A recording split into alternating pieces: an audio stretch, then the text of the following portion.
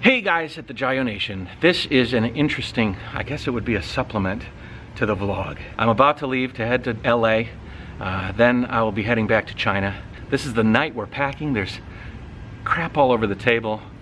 This guy walks in and I was not expecting to see you today. I mean, sure, at the very end. His name is Joe Crudo, and Joe and I met in middle school. Yep, middle school. Yeah, I want to say 7th grade. And Joe has an interesting story and an interesting impact on my life, because I thought it was such an influence on me. I want to share it with you guys so that you guys can maybe learn from the experience that I had. Let's paint a picture.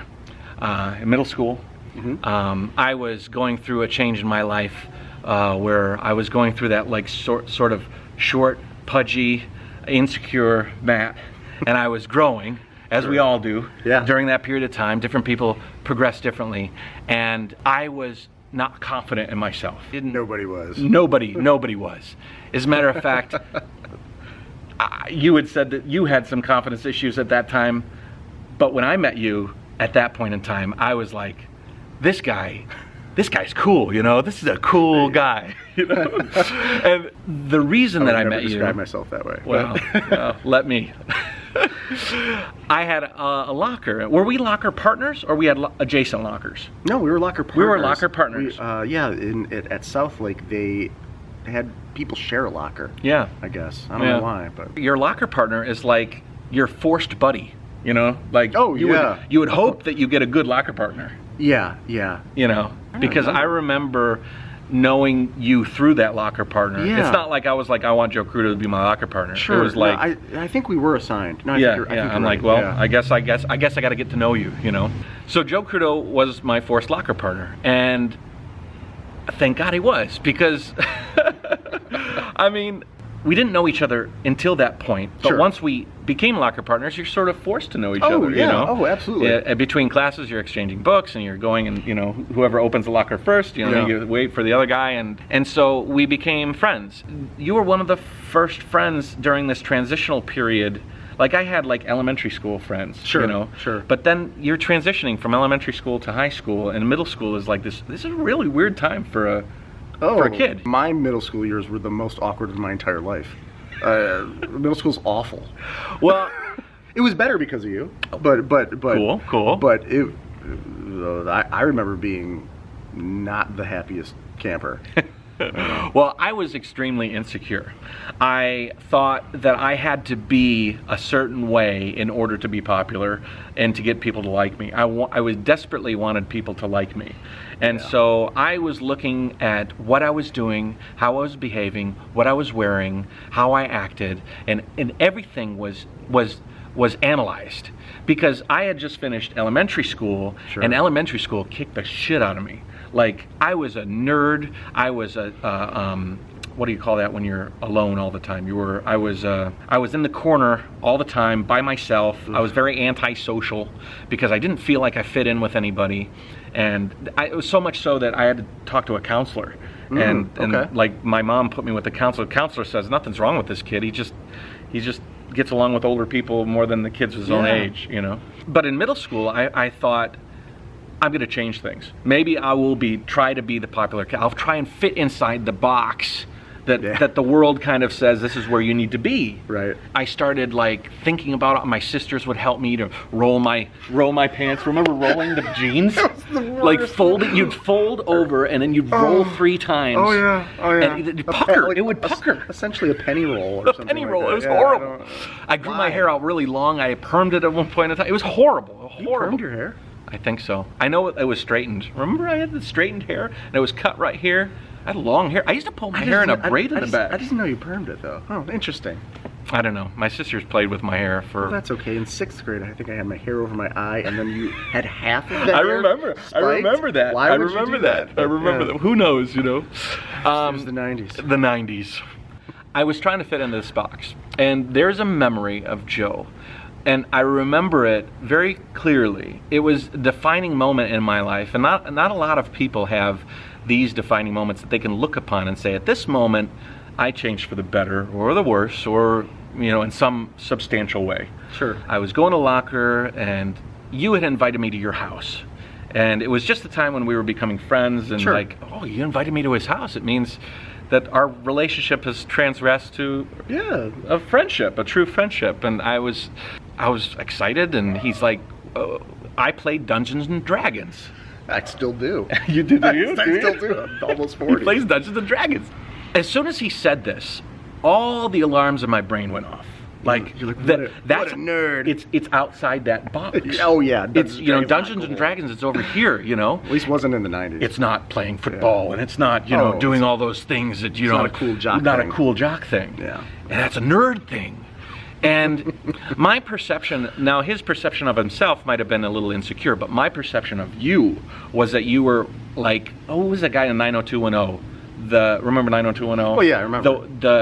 The one that got along with everybody. There was one character in that show that was friends with everybody. Okay. He was friends with the jocks, he was friends with the nerds, he crossed all those boundaries. And I always thought Joe was the kind of guy that had the suave, the je ne sais quoi, whatever it was that was enabling him to be friends with everybody, because he wasn't, you weren't a jock, you weren't, no, I wasn't. You weren't a nerd, you close. weren't any of these things. You were your own person, and it was something that I was like, wow, how does he do it, So when he invited me to play Dungeons and Dragons, I was thinking like, he can do that, but I can't do that. He's been able to do those things. But if I tried that, it would lower me so much farther down than I already felt like I was. Sure, you're like, I can't handle it. Off the cliff. Yeah. It was the end game.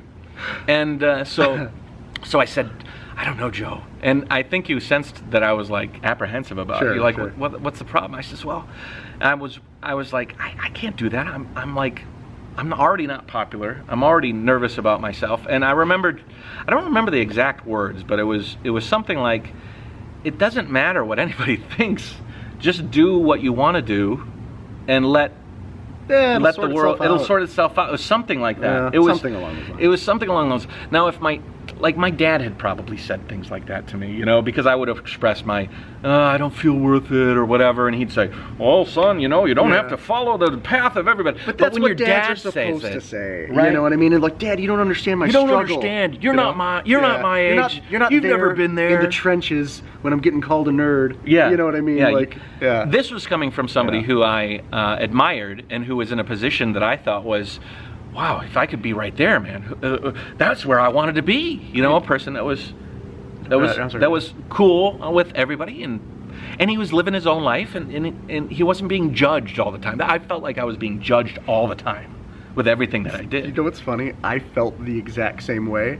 I remember, don't get me wrong, you were one of my best friends in middle school, and a couple other people that I knew, but I remember this is a very interesting story because with the the passage of time, and your sort of take on looking back, it's interesting because I felt a lot of the same ways you did. I didn't feel nearly that confident. In fact, you gave me a lot of confidence too, in a way, because like I do have a memory of like you saying like, oh, that's really cool that we can do this and everything, but believe it or not, I got a lot of strength from you too, in the same kind of way. Maybe I think I may have put a better face on sometimes, but that's interesting because I actually remember, from me looking back now, there were some. I don't think we had the same lunch. In our school, we had A and B or something you had like an that. A and B lunch, and so I think you and me had different lunches. What's interesting about that is there were some people that I would sit with at lunch, friends from elementary school, and they were brutal. Really? Oh man, they used to cut me down, and I used to like try to put a good face on it and like laugh it off, but like it wore on me because like I was kind of like always, and don't get me wrong, I really soldiered on through it because I was aware enough that if I let them see that it brought me down, that like they would win. Well, not only that, but it's like like a lion. It's like they're gonna pounce on you even more. Blood in the water. Yeah, exactly. Yeah. So I was just like, you gotta laugh it off. You gotta laugh it off. So it's just very interesting, sort of, that I think we had more of a similar experience than me. Would you say maybe you were like fake it till you make it? You know, like you know, hey, it's no problem what anybody thinks. Just play Dungeons and Dragons if you want. Now, don't get me wrong. I think part of that too is I did want to, I guess, fake it till I make it, or like just soldier on and sort of. I was going to, you know, seize my happiness. Yeah. I don't know.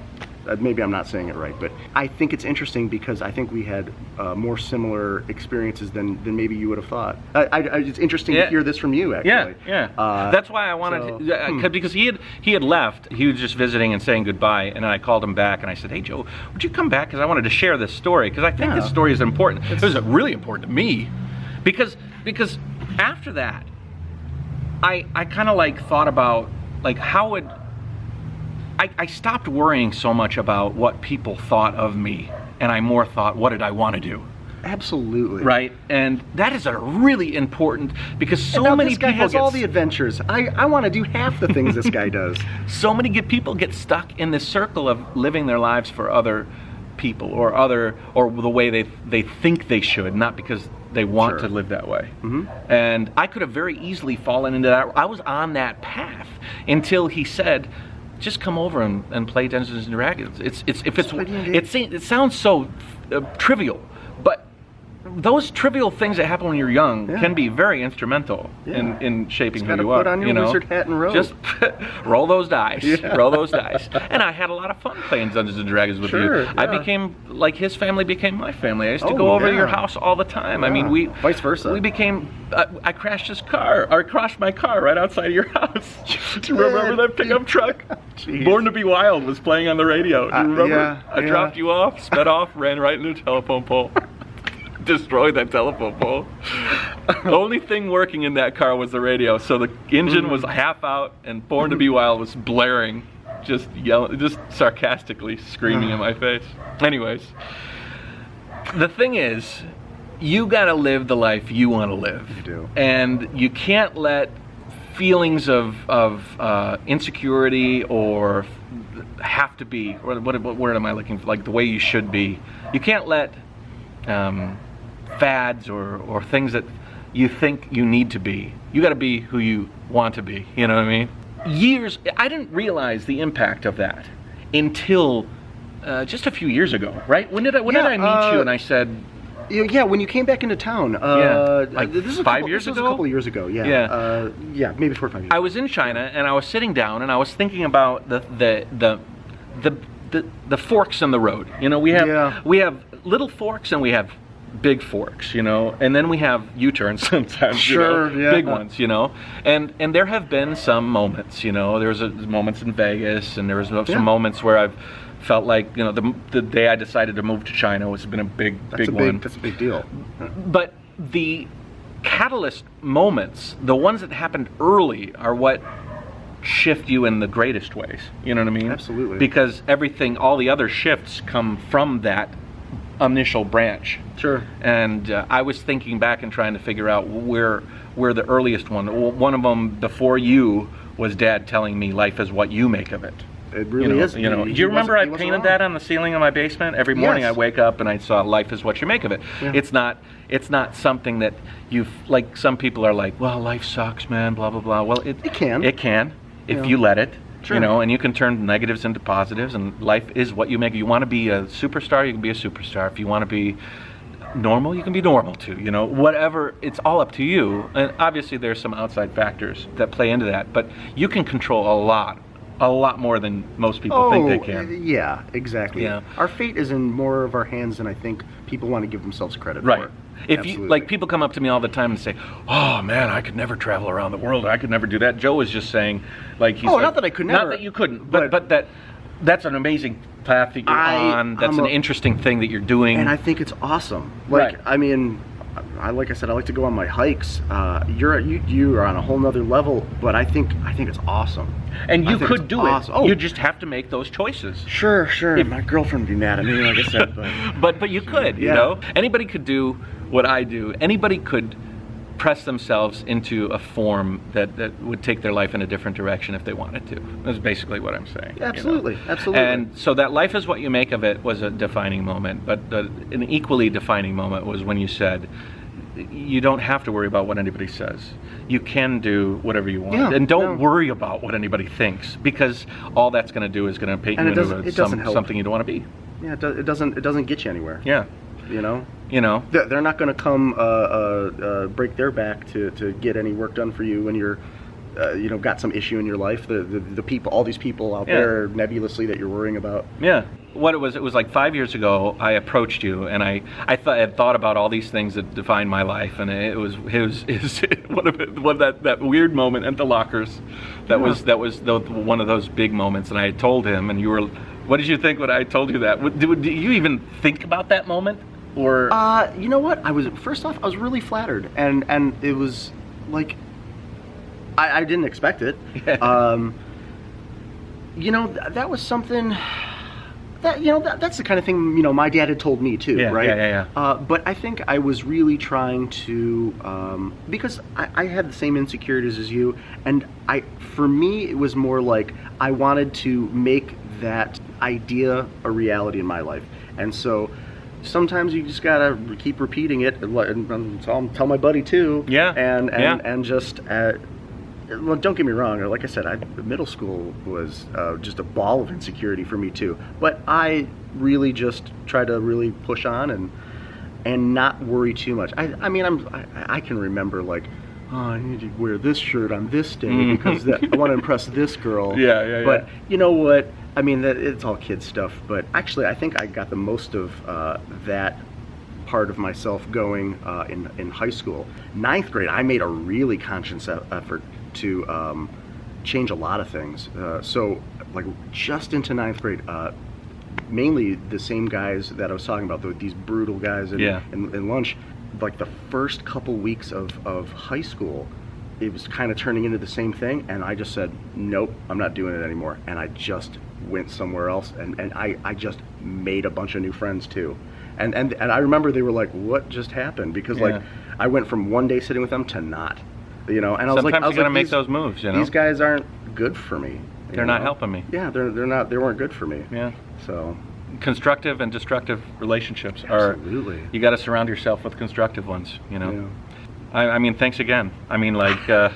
Thank you, man. And thanks, like, because I think that sharing this story has value. Anytime that you can share something that defines you, and I'm sure there's so many people out there that are insecure, or maybe they didn't have that friend that tells them that you didn't have to be a certain way. And it's nice to just have one person could just say like, it's okay, man. Right. I'm not going to judge you. I was needing that. Yeah, everybody needs that. Could you imagine if I had a locker partner that was like a bully? Oh, yeah. I mean, it would have. I think we had a couple that were right next to us. They were jerks. Just jerks. Like, I actually remember commiserating, being like, oh, fuck that those guy's guys. a jerk. Yeah, like don't. I don't know, do you swear on your channel? Yeah, you can. Okay. It's okay. It's YouTube. I don't know if you're keeping it family. No, you guys, you laugh about it, right? I called him and I said, hey, can you come back? Because I really wanted to share that story with all of you guys. Because it was important to me, and I think it's important to everybody, to be yourself. D&D is important for everyone. D&D saved my life. Hey guys, take it easy. I will be in LA, and then I will be back in China, and then I'll be back on the road. You're going to see all that later, but I hope the story helps you out. And thanks, Joe. Thanks. I'll see you again. See you down the road. Definitely. Take it easy. Next time on the Jayoe vlog. You have my passport, right? Yes, I have your passport now. Well, folks. Bye-bye, birds. So far, Spirit Airlines. Not too bad.